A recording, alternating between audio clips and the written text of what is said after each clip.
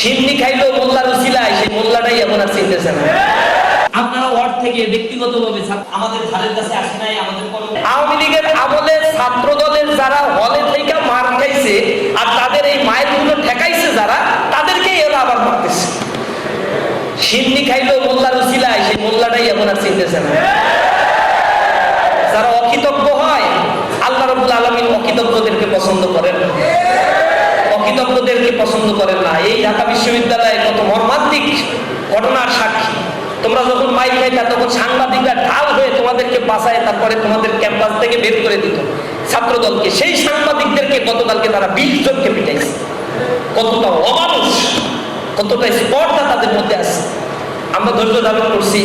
ক্যাম্পাসে এখন গ্যাঞ্জাম করলে ইসলামী ছাত্র শিবির পারে না গ্যাঞ্জাম করতে? আমাদের গায়ে শক্তি নাই? আমরা কি খাই না নাকি? কিন্তু কিছু বলতেছি না, এটা আমাদের দুর্বলতা মনে করতেছে তারা। আমরা তাদের বলছি সাবধান হও। পেস বল যখন করতে হয় তখন একটু রান আপ বেশি দূর নিতে হয়, একটু পেছনে আগে। আর জায়গায় দাঁড়ায় বল যে করে বলে বেশি জোর হয়, এজন্য রান আপ নিতে একটু পিছনে যাচ্ছি আমরা। যদি এর মধ্যে থেমে যাও তাহলে তো ভদ্র থাকতে পারবো না।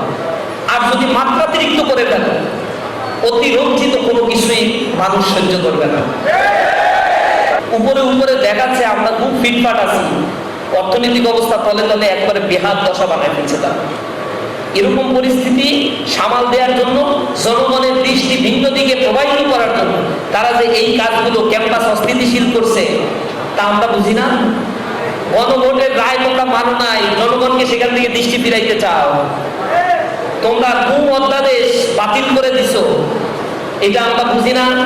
তোমরা কাদের ইন্ধনে কি করছো? মানবাধিকার কমিশন অধ্যাদেশ বাতিল করে দিচ্ছ, তোমরা ব্যাংক রেগুলেশন অধ্যাদেশ মানে সংশোধন করে নিজেদের মতো করে কাস্টমাইজ করে নিয়েছো। এই অপকর্মগুলো ঢাকার জন্য তারা আসলে এই কাজগুলো করতেছে, ক্যাম্পাস উত্তপ্ত করার চেষ্টা করছে। তাদেরকে আমরা এই ফান্ড থেকে সহযোগিতা